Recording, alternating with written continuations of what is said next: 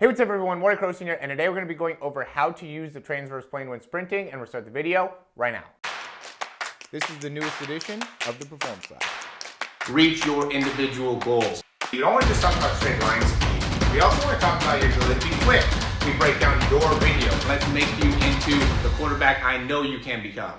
All right, so I'm really excited about this video just because it's going to go pretty in depth into some sprinting mechanics, understandings that I think will really help the listener that could actually understand what it is that we're talking about, right? As we've been going through here, we've just been trying to get more and more detail into how to perfect your sprinting performance, and this is going to be another great example of us going into great detail. So, transverse plane, let's talk about that first. That is going to be more of the rotational plane. A lot of people know that that's where you get a lot of power from, right? That's when how you swing, punch, throw, and also sprint, right? And so when we're looking at the transverse plane, just because it's not always talked about, because a sprint is really looked at as more of like a sagittal movement because you're going straight, right? It's from point A to point B as fast as you can. But in order to get there, you got to be able to use the transverse plane. And what we're going to primarily look at here is going to be Noah Lyles. I love this view. There's good quality video here, so it gives us a great opportunity to look at one of the best in the world. Everyone's going to be a little bit different here. And this ends up being the biggest degree of variability that I see within sprinters, which is where their foot ends up landing, right? So it's going to be very different between, Marcel Jacobs, Trayvon Bromell, Noah Lyles, really everybody has different places that they're going to be landing within their feet, which is going to be what creates the differences between running form and foot contact time and transition time and all the things that really essentially make your sprint, right? Everybody has a different way of sprinting. We're trying to optimize your sprint to make it so you can get the most out of your body here. So with Noah Lyles, we see right arm going back, this foot he lands with a little bit more external rotation, right? And external rotation is that foot twisted a little bit more to the side, and then as he's pushing off, he's generating that rotational force. Now, what's interesting here is he's also a little bit wider with that left hand, right? So as he's coming through, he's almost, he's extending within that wrist. As he comes through, he really goes through like an interesting flexion within the wrist as he's coming forward, and this seems to really put him in a position where he's able to get a lot of extension out of that left leg, right? So he's back a little bit more to the side with that left arm, and then is really able to get a lot of extension within that left leg from landing with that foot a little bit more externally rotated. Now, look at how that right foot comes through. Right foot comes through at the midline, right? Knee outside, foot at the midline, okay? And then he comes through and he lands pretty straight here. He has a point where his foot is in a little bit of more of a supinated position, right? Pronated would be the other way, where his big toe would be lower than his pinky toe. You can see here his pinky toe is lower than his big toe.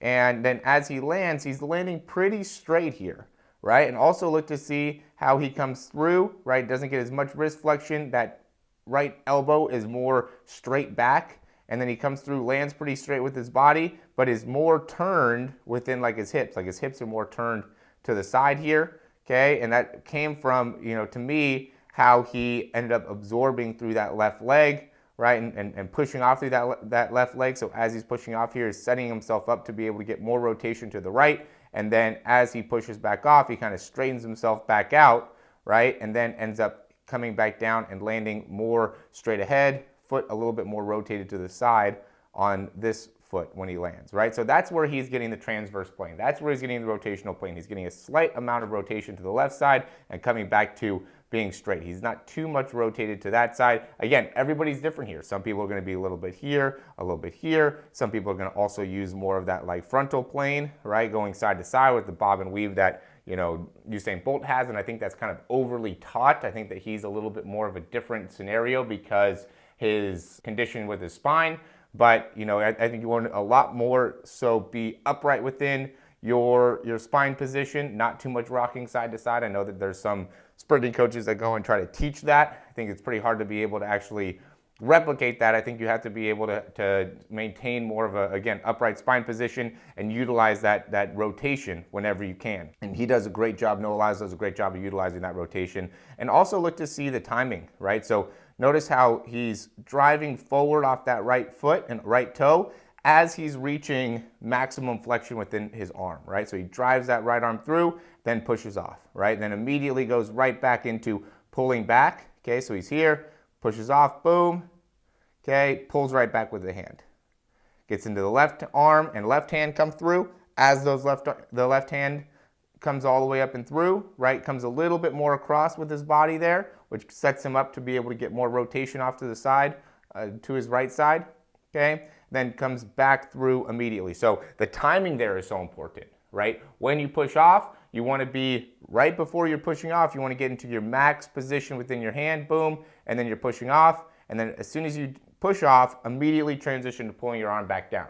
That is a timing thing that will help you in being able to create better rhythm to make it so you can have a faster turnover. We've all seen that video where he's running on the side and you can see how fast his turnover is. It's amazing. These guys are running so fast, right? And a lot has to do with the timing, a lot has to do with the rhythm, but it also has to do with how much power they're generating. How they're generating great power is how well they're able to use that transverse plane. So watch this with you, watch yourself running straight ahead to see how well you're using the transverse plane, understand how well you're syncing up your upper body with your lower body and where you're pushing off within that back foot to make it so then you're setting yourself up for a landing that could then help you in getting more transition or transverse plane movement within your sprint. And all these things will help you in being able to understand how you could better utilize the transverse plane to help you run faster and more importantly, generate more force into the ground. So as always, thanks for watching. This is a great video, guys. If you utilize this in helping you, it could really make a big difference. And the big thing with sprinting is it's not about making huge changes within, you know, a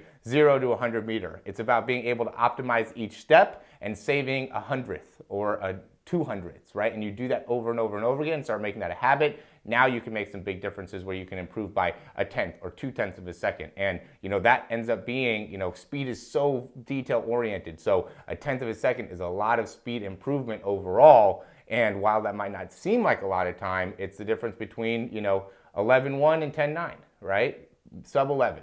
You know, could be 0.15 of a difference. So really look into the numbers here, really look into the details, and make sure that you like this video, subscribe to the channel. If you have any questions, comments, or recommendations, leave those down below. Check out our description to find out more about breakdowns, programs. We do have a free 28-day speed program that we have down below. You don't get any breakdowns with that, but it does give you the opportunity to get some consistent speed work. It's all about building yourself a habit of improving within your mechanics and with improving within your body and making sure you're doing the drills and exercises necessary to make that happen. And that's what we do within our programs or within our breakdowns. So again, thanks for watching. We'll talk to you soon.